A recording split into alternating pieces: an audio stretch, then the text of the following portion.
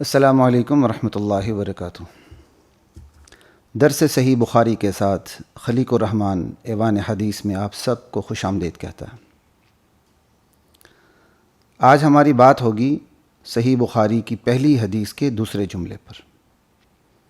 پہلے جملے پر ہم بات کر چکے ہیں، انما الاعمال بالنیات۔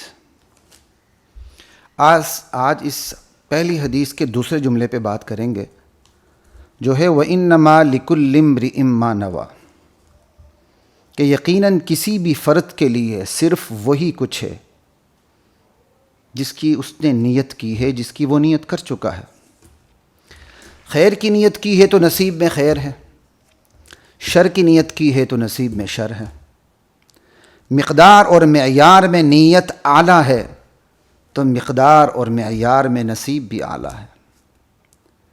مقدار اور معیار میں نیت بدترین ہے تو مقدار اور معیار میں نصیب بھی بدترین ہے۔ عمل خیر کی نیت کی ہے تو عمل خیر کی توفیق ملنی ہے، عمل شر کی نیت کی ہے تو عمل شر ہی سرزد ہونا ہے۔ الحاصل، جو نیت، جتنی نیت اور جیسی نیت وہی عمل، اتنا ہی عمل، ویسا ہی عمل۔ عمل کی توفیق بھی اسی طرح، عمل کا نتیجہ بھی اسی طرح، دنیا میں بھی آخرت میں بھی، حتیٰ کہ آخرت میں بعین ہی اسی عمل کو اللہ تعالیٰ سامنے کر دیں گے جو بندے سے سرزد ہوا ہوگا، جسے بندے کو جس عمل کی توفیق ملی ہوگی، بعین ہی اسی عمل کو سامنے اللہ کر دیں گے۔ حتیٰ کہ بعین ہی اللہ تعالیٰ اس نیت کو سامنے کر دیں گے جس نیت پر اس نے عمل کا ارادہ کر رکھا تھا، نیت کے مطابق عمل کرنا تھا، لیکن اسے عمل کی مہلت نہیں ملی۔ اللہ اس نیت کو بھی اس کے سامنے کر دیں گے، کیونکہ خود نیت بھی تو ایک عمل ہے۔ وَوَجَدُوا مَا عَمِلُوا حَاضِرًا،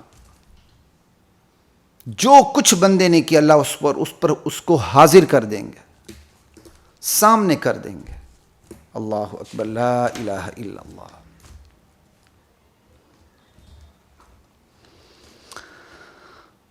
حدیث کے یہ دوسرا جملہ وَإِنَّمَا لِكُلِّ امْرِئٍ مَّا نَوَىٰ اپنے اندر بہت سے مطالب اور مفاہیم رکھتا ہے۔ بعض مفاہیم کے حوالے سے حدیث کا یہ جملہ اپنے پہلے جملے کا نتیجہ ہے، یعنی انما الاعمال بالنیات کا نتیجہ ہے، کیونکہ انما الاعمال بالنیات میں اللہ تعالیٰ نے یہ ضابطہ بیان کر دیا اپنے نبی کریم صلی اللہ علیہ وسلم کے واسطے سے کہ بندوں کے اعمال کو بندوں کی نیتوں سے جوڑ دیا گیا ہے۔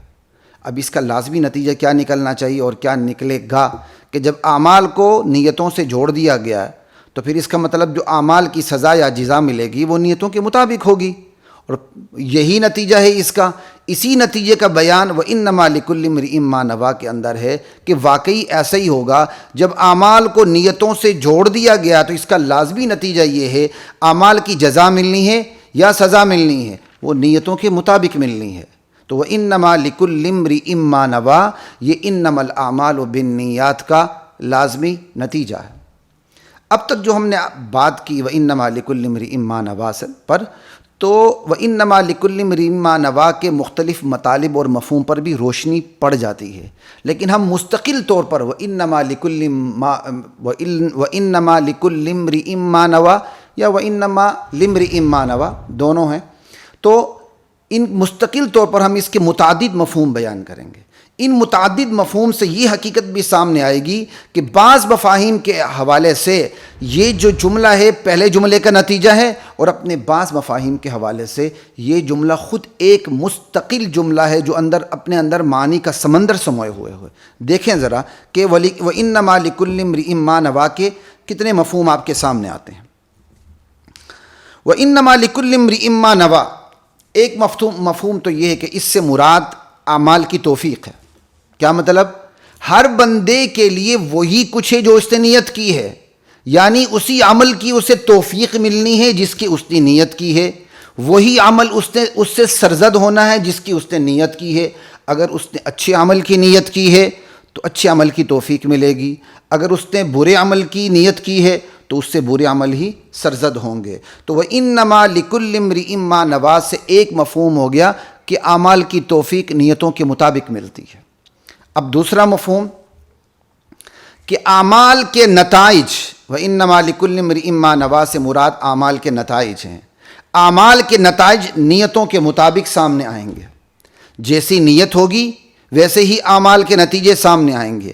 اگر نیت اچھی تھی عمل کا نتیجہ اچھا نکلے گا، اگر نیت بری تھی یا بری ہے تو پھر عمل کا نتیجہ برا نکلے گا۔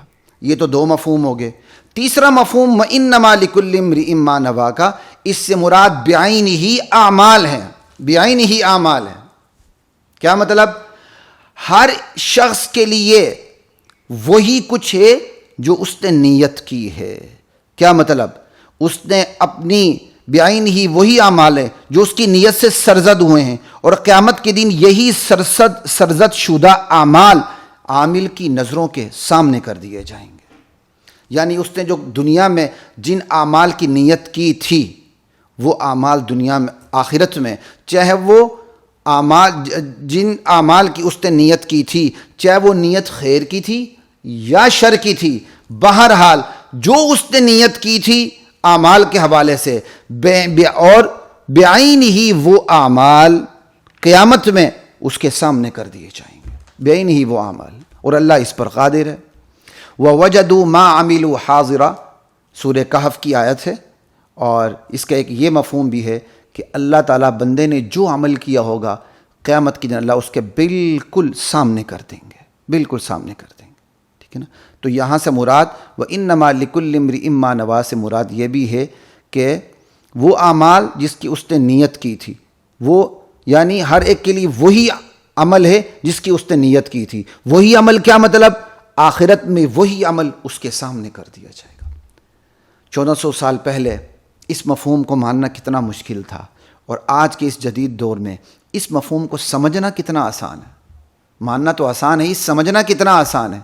ان جدید کیمروں کی دوڑ میں اور اس جدید ٹیکنالوجی کے زور و شور میں آپ دیکھیں بندے کی ایک ایک حرکت جس سے وہ جانتا بھی یہ نہیں جانتا ریکارڈ پہ آ جاتی ہے، اور بندے کے سامنے اس کے عمل کو دکھا دیا جاتا ہے، یا وہ شرمندہ ہو جاتا ہے یا وہ خوش ہو جاتا ہے۔ اگر انسان کے بنائے ہوئے کیمروں میں اور اس کی ٹیکنالوجی میں اتنی طاقت ہے کہ بندے نے جو کچھ کیا ہوتا ہے وہ ریکارڈ پر آ جاتا ہے، تو اللہ کی لامحدود قدرت کا کیا عالم ہوگا کہ بندے نے جو کچھ کیا ہوگا قیامت کے دن اللہ اس کی فلم چلا دیں گے، میرے بندے تم نے یہ عمل کیا تھا، نیتوں کے مطابق جو تم نے اعمال کیے تھے نا وہ تمہارے سامنے کر دیے گئے، یہ لو۔ اگرچہ ہم نے شروع میں اعمال سے مراد درست اعمال ہی لی ہیں، لیکن اللہ کی قدرت ہے، اللہ تو اعمال شر کو بھی سامنے رکھ دیں گے، لیکن اس حدیث کو سامنے رکھتے ہوئے چونکہ اعمال سے مراد درست اعمال ہیں، درست اعمال کو نیتوں سے جوڑ دیا گیا، کیونکہ نادرست اعمال تو نیتوں کے ساتھ ٹھیک ہو ہی نہیں سکتے، یہ خدائی ایک ضابطہ ہے۔ لیکن اللہ کو قدرت ہے، یہ الگ بات ہے جو اس حدیث کے مفہوم سے باہر ہے کہ اللہ تعالیٰ وہاں بندے نے جو کچھ کیا ہوگا برے اعمال اللہ اس کی بھی فلم چلا دیں گے۔ تو یہاں تو یہ ہے نا بندے کے لیے وہی کچھ ہے جو اس نے جس کی نیت کی ہے، اچھے اعمال کی نیت کی ہے اور وہ اعمال کر گزرا ہے، قیامت کے دن وہ اچھے اعمال کے اللہ فلم چلا دیں گے، اور سب کچھ ریکارڈ پہ آ جائے گا، اللہ کے لیے کوئی مشکل کام نہیں، ٹھیک ہے۔ ایک تو یہ ہو گئی بات، یہ اس کا تیسرا مفہوم ہو گیا۔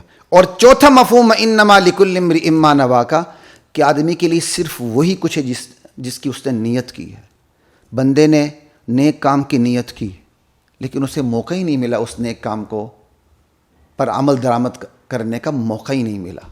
نیت تو ہے نا، قیامت کا دن ہوگا، اللہ بعین ہی اس کی نیت کو اس کے سامنے کر دیں گے، میرے بندے تم نے یہ نیک کام کی نیت کی تھی لیکن تمہیں عمل کا موقع نہیں ملا تھا، اجل آ گئی تھی، تمہاری موت آ گئی تھی، یہ ہے تمہاری اچھی نیت، اس پر تمہیں آج بدلہ ملنا۔ تو وَإِنَّمَا لِكُلِّ امْرِئٍ مَّا نَوَىٰ کہ میں نے آپ کے سامنے 4 مفاہیم پیش کر دیے، 4 مفہوم پیش کر دیے۔ ان 4 مفہوموں میں سے اب تفصیل کا موقع نہیں، بعض مفاہیم کو دیکھیں تو یہ جو ہے جیسے میں نے پہلے آپ کو بتایا کہ بعض مفاہیم کو دیکھیں تو یہ انما الاعمال بالنیات کا لازمی نتیجہ بن جاتا ہے یہ کلام۔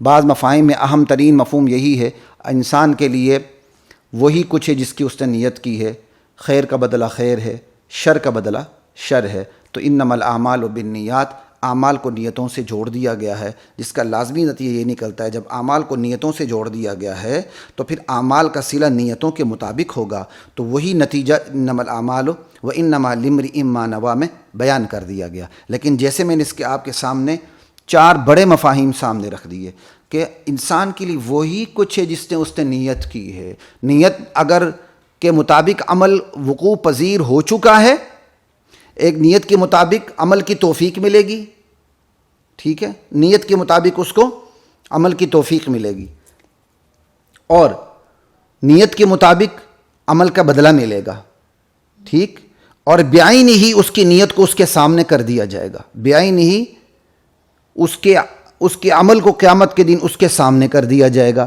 اب یہ جو مفہوم ہے بعین ہی اس کے عمل کو اس کے سامنے کر دیا جائے گا قیامت کے دن، یا بعین ہی اس کی نیت کو اس کے سامنے کر دیا جائے گا قیامت کے دن، یہ 2 مستقل مفہوم ایسے ہیں جن کا بہرحال واضح طور پر انما الاعمال بالنیات سے تعلق نہیں بنتا کہ قیامت کے دن اس کے اعمال کو اس کے سامنے کر دیا جائے گا، بعین ہی اس کی نیت اس کے سامنے کر دی جائے گی، بعین ہی اس کے اعمال اس کے سامنے کر دیے جائیں گے۔ یہ مفہوم انما الاعمال بالنیات سے نہیں نکلتا، تو اس کا مطلب انما لکل امرئ ما نوی، ان کم از کم ان 2 مفہوم کے حوالے سے تو اپنا یہ خود ایک مستقل کلام ہے، ماقبل کا نتیجہ نہیں ہے۔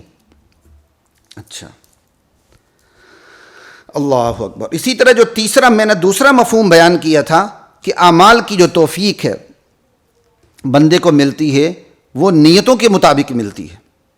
اچھا، آگے چلتے ہیں۔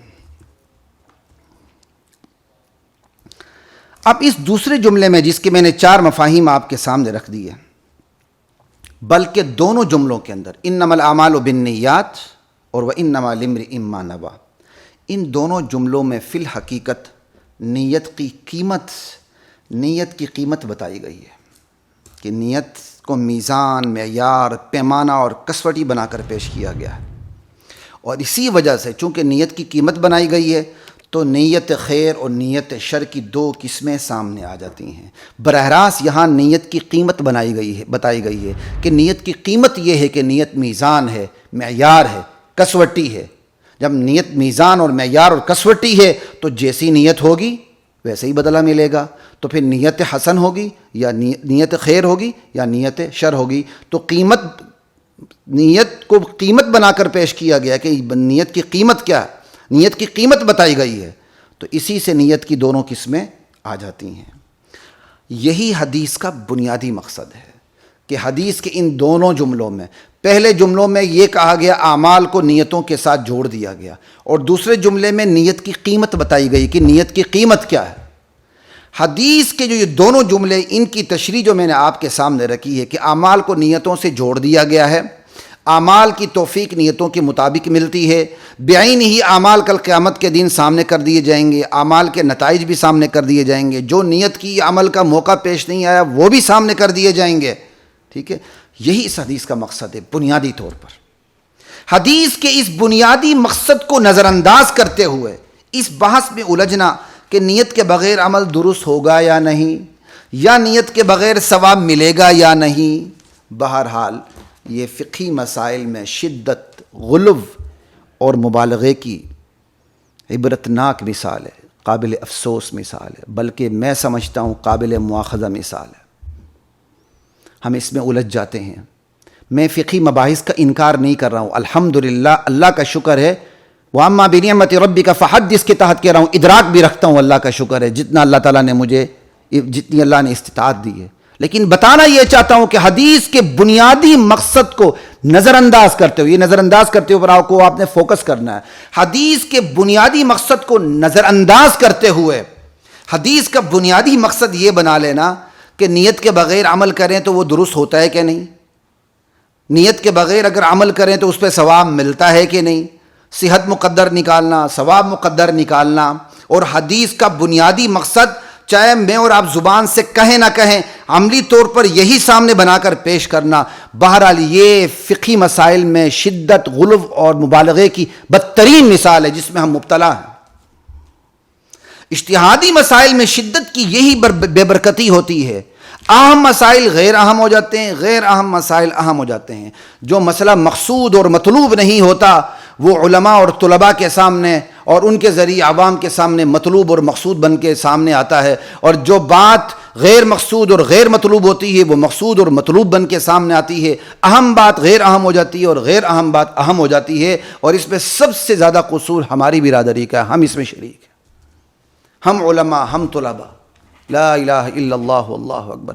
اس لیے کبھی بھی حدیث کے بنیادی جو مقصد ہے اصلاح، کردار سازی، اس کو نظر انداز نہیں کرنا چاہیے، اس کو سامنے رکھ کے ضمنی طور پر ٹھیک ہے فنی مباحث بھی ہوتے ہیں، فقہی مباحث بھی ہوتے ہیں، وہ ایک الگ چیز ہے۔ انشاءاللہ اس حدیث کے آخر میں دوبارہ میں نے فقہی اور فنی مباحث کے حوالے سے تھوڑی سی آپ سے بات کرنی ہے، یہاں اتنی ہی بات کافی ہے۔ اب ہم اپنے تیسرے مرحلے کی طرف چلتے ہیں۔ اس حدیث میں جو ہمارا تیسرا مرحلہ ہے وہ یہ ہے نیت کے فوائد اور برکات کیا ہیں۔ ہر بات انشاءاللہ آپ کو انما الاعمال بالنیات وانما لامرئ ما نوی سے آپ کو جڑی ہوئی نظر آئے گی انشاءاللہ۔ نیت کے فوائد اور اس کے برکات یہ ہیں کہ عبادات عادات سے جدا ہو جاتی ہیں۔ یہ نیت کی برکات ہے کہ عبادات عادات سے جدا ہو جاتی ہیں۔ مہمان کی میزبانی عادت ہے، لیکن اللہ کی رضا پانے کی نیت سے یہی عادت عبادت بن جاتی ہے۔ کتنی بڑی بات ہے۔ صبح سے شام تک بھوکا رہنا عادت بھی ہو سکتی ہے، مگر نیت کی تبدیلی سے اسی عادت کو نیت کی تبدیلی اسی عادت کو روزے کی عبادت بنا دیتی ہے۔ ملی تو روزی، نہ ملی تو روزہ، کہتے ہیں نا، تبلیغی بھائی کہتے ہیں ملی تو روزی صحابہ کے بارے میں کہ دور نبوت میں ایسے ہی ہوتا تھا، ملی تو روزی، یعنی روٹی ملی تو روزی ہو گئی، نہ ملی تو روزہ ہو گیا۔ ایک بندہ کیا کہتے ہیں اپنے جسم کو پتلا کرنے کی خاطر دن بھر بھوکا رہتا ہے، عادت ہو گئی نا، ایک مشق ہو گئی نا، ایک جسمانی ایکسرسائز ہو گئی نا۔ لیکن وہی بندہ روزہ رکھ لیتا ہے، بھوکا اس نے بھی رہنا ہے، تھوڑی دیر پیاسا رہے گا، یہی عادت عبادت بن جائے گی۔ نیت بتا دیتی ہے۔ اچھا، یہ نیت کے فوائد عجیب ہیں۔ عبادت سے جدا ہو جاتی ہے۔ نیت بتا دیتی ہے کہ آپ ظہر کی نماز پڑھ رہے ہیں یا عصر کی، منہ اٹھا کے آگے آپ اللہ اکبر تو نہیں کہتے نا، نیت تو دل کا کام ہے۔ نیت بتا دیتی ہے کہ آپ ظہر کی نماز پڑھ رہے ہیں یا عصر کی۔ نیت بتا دیتی ہے کہ آپ رواج نبھا رہے ہیں یا سنت کو اپنا رہے ہیں۔ کتنی بڑی بات ہے۔ اب قربانی آ رہی ہے انشاءاللہ، اس لیے اپنی نیتوں کو ٹھیک کریں۔ آپ بکرا اس لیے لے رہے ہیں کہ ہمسایوں نے بکرا لیا ہے، آپ بڑا بکرا اس لیے لے رہے ہیں کہ ہمسایوں کا بڑے بکرے سے بڑا نظر آئے یا کم سے کم اس کے مطابق ہو۔ تو نیت بتا دیتی ہے کہ آپ رواج نبھا رہے ہیں یا سنت اپنا رہے ہیں۔ اللہ اکبر۔ نیت بتا دیتی ہے کہ آپ دائیں کروٹ پر لیٹ کر اصول صحت پر عمل کر رہے ہیں یا نبی معصوم، نبی خاتم المعصومین صلی اللہ تعالی علیہ وسلم کی سیرت پر عمل کر رہے ہیں۔ یہ نیت فیصلہ کر دیتی ہے۔ آپ اس لیے دائیں کروٹ پہ سوتے ہیں کہ آپ کو ڈاکٹر نے کہہ دیا تاکہ آپ کے دل پر بوجھ نہ پڑے، تو بس آپ نے ایک عادت اپنا لی، ٹھیک ہے، کوئی گناہ نہیں لیکن ثواب بھی نہیں۔ آپ دائیں کروٹ پر اس لیے لیٹتے ہیں کہ آپ کے نبی، میرے نبی، ہمارے نبی دائیں کروٹ پر لیٹا کرتے تھے، سویا کرتے تھے، تو یہ عادت عبادت بن گئی۔ اللہ اکبر، کتنی بڑی بات ہے۔ نیت عادات کو عبادات سے، عبادات کو عادات سے، عبادات کو عبادات سے جدا کر دیتی ہے۔ کیا بات ہے۔ اور اسی طرح نیت جو ہے معبود کو معبود سے جدا کر دیتی ہے۔ معبودان باطلہ بھی تو ہوتے ہیں نا بھائی۔ نیت معبود کو معبود سے جدا کر دیتی ہے۔ معلوم ہو جاتا ہے، آپ کی نیت بتا دیتی ہے آپ اللہ کی عبادت کر رہے ہیں یا سورج چاند کی عبادت کر رہے ہیں، غیر اللہ کی عبادت کر رہے ہیں۔ لا الہ الا اللہ۔ نیت بتا دیتی ہے کہ آپ اللہ کی عبادت کر رہے ہیں یا اللہ کے علاوہ دیگر نیک و بد ہستیوں کو بھی مشکل کشا سمجھ کر، حاجت روا سمجھ کر، غوث یا غوث اعظم سمجھ کر، دستگیر سمجھ کر، گنج بخش سمجھ کر، رنج بخش سمجھ کر، امیر نواز سمجھ کر، غریب نواز سمجھ کر، بے اختیار ہستیوں کو خود مختار سمجھ کر، عبد القادر کو قادر سمجھ کر، احمد کو احد سمجھ کر، مخلوق کو عالم الغیب سمجھ کر، حاضر ناظر اور سمیع و بصیر سمجھ کر اپنی حاجات اور مشکلات میں پکار رہے ہیں یا صرف ایک اللہ کو پکار رہے ہیں۔ یہ نیت بتا دیتی ہے۔ یہی تو نیت ہے، معبود کو معبود سے، عبادت کو عبادت سے، عادت کو عادت سے، عبادت کو عادت سے جدا کر دیتی ہے۔ اب آتے ہیں چوتھے مرحلے کی طرف۔ نیت ہی کی مثال، نیت کی مثال تو بھائی بیج کی ہے، تخم کی ہے۔ اللہ اکبر، نیت کی مثال تو بس تخم کی ہے، بیج کی ہے، جس کے مطابق عمل کی کونپل نکلتی ہے اور وہ تناور درخت بن جاتا ہے۔ اب بیج جیسا اور جس قسم کا ہوگا، عمل شجر کی آبیاری جیسی اور جس قدر ہوگی، شجر کا پھل اور ثمر بھی ویسے ہی ہوگا، ایک دم بہترین اور میٹھا، کھٹا میٹھا، بالکل ترش، بے ذائقہ، بد ذائقہ، خوش ذائقہ، بدترین ذائقہ، زہریلا پھل، یہ سب کچھ بیج اور بیج سے پھوٹنے والے شجر کی آبیاری پر منحصر ہے۔ لیکن سوال یہ ہے کہ بیج کون بوتا ہے؟ وہی جسے بیج بونا آتا ہے۔ معلوم ہوا کہ نیت کا جو بیج ہے، تخم ہے، اس کو بونے اور اس کی آبیاری کے لیے علم ضروری ہے۔ نیت کا جو بیج ہے، تخم ہے، اس کو بونے اور اس کی آبیاری کے لیے اور اس سے پھوٹنے والے شجر کی آبیاری کے لیے علم ضروری ہے۔ بس علم سے نیت پھوٹتی ہے، نیت سے عمل پھوٹتا ہے، تو پھر درجہ کس کا بلند ہوا؟ علم سے نیت پھوٹتی ہے، نیت سے عمل پھوٹتا ہے، جو اساس ہوتی ہے اس کا درجہ بڑا ہوتا ہے۔ اس کا مطلب عمل سے نیت کا درجہ بڑا ہے، کیونکہ عمل کے لیے نیت اساس اور بنیاد ہے۔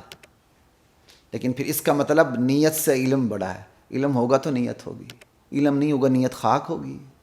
تو علم سے نیت پھوٹتی ہے، نیت سے عمل پھوٹتا ہے۔ علم کا درجہ سب سے بڑھ کر ہے، اس کے بعد نیت، اس کے بعد عمل۔ یہ الگ بات ہے، نیت چونکہ خود ایک کیا کہتے ہیں باطنی عمل ہے، تو علم اور عمل کہہ دیتے ہیں، ٹھیک ہے نا جی، لا الہ الا اللہ۔ تو نیت بہت بڑی چیز ہے۔ بس نیت کا بیج جیسا ہوگا، شجر کا عمل ویسے ہی ہوگا۔ اب جیسا بیج ہوگا اور جیسے بیج سے نکلنے والے شجر کی آبیاری ہوئی ہوگی، ثمر بھی ویسے ہی ہوگا۔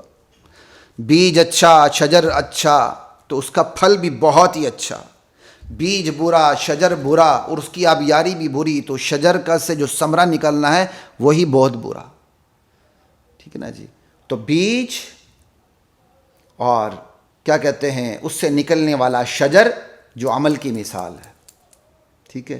بیج یہ نیت ہے، لیکن بیج بونے کے لیے علم کی ضرورت ہے، تو علم، ٹھیک ہے، نیت، بیج، اس کے بعد عمل۔ سمجھ آئی کہ بیج سے عمل پھوٹتا ہے، تو نیت سے عمل پھوٹتا ہے، اس کے بعد عمل پر نتائج مرتب ہوتے ہیں، خیر یا شر کے، جزا یا سزا کے۔ بس پھر جب شجر آتا ہے تو شجر کا بھی تو نتیجہ نکلتا ہے نا، اچھا پھل لگتا ہے یا برا پھل لگتا ہے۔ نیت کی یہ قدر ہے۔ اب ایک شخص ہے، فقیر کو صدقہ دینے کی نیت کرتا ہے۔ یہ نیت کی اہمیت آپ کے سامنے رکھ رہا ہوں، نیت ہی کی مثال کو سامنے رکھتے ہوئے۔ ایک شخص فقیر کو صدقہ کرنے کی نیت کرتا ہے، لیکن اگر اس سے علم یقین حاصل ہو، کیونکہ نیت کے پیچھے علم کام کر رہی ہوتی ہے، اسے علم یقین ہو کہ یہ صدقہ فقیر کے ہاتھوں میں جانے سے پہلے اللہ کے ہاتھ میں جاتا ہے، تو اب بتائیے صدقہ دینے والے کو خوشی زیادہ ہوگی یا لینے والے کو؟ یقیناً صدقہ دینے والوں کو زیادہ خوشی ہوگی۔ کیوں؟ وہ تو کہہ رہا میں اللہ کے ہاتھ میں دے رہا ہوں صدقہ۔ من ذا الذی یقرض اللہ قرضا حسنا، کون ہے جو اللہ کو قرض حسنا دے؟ اللہ قرضہ مانگ رہا ہے، کتنی بات ہے۔ ان تنصروا اللہ ینصرکم، ارے تم اللہ کی مدد کرو گے تو اللہ تمہاری مدد کریں گے۔ اللہ اپنے دین کی مدد کو اپنی مدد قرار دے رہے ہیں، یہ اسلوب دیکھیں۔ خیر، بات ہو رہی تھی نیت کے اوپر۔ ایک شخص فقیر کو صدقہ دینے کی نیت کرتا ہے، لیکن اسے علم یقین حاصل ہے کہ یہ صدقہ فقیر کے ہاتھ میں بعد میں جاتا ہے، اللہ کے ہاتھ میں پہلے جاتا ہے۔ تو اب ایمانداری سے بتائیے، صدقہ لینے والے کو زیادہ لذت محسوس ہوگی یا دینے والے کو؟ یقیناً صدقہ دینے والے کو زیادہ لذت محسوس ہوگی، کہ اسے پتہ ہے کہ میں تو اللہ کے ہاتھ میں صدقہ دے رہا ہوں۔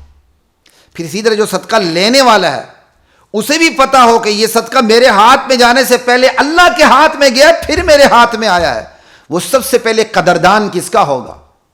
وہ سب سے پہلے قدردان اللہ کا ہوگا، پھر اللہ کے اس بندے کا ہوگا جس نے یہ صدقہ کیا ہے۔ شرک درمیان میں آ ہی نہیں سکتا اگر نیت کے ساتھ علم صحیح ہے۔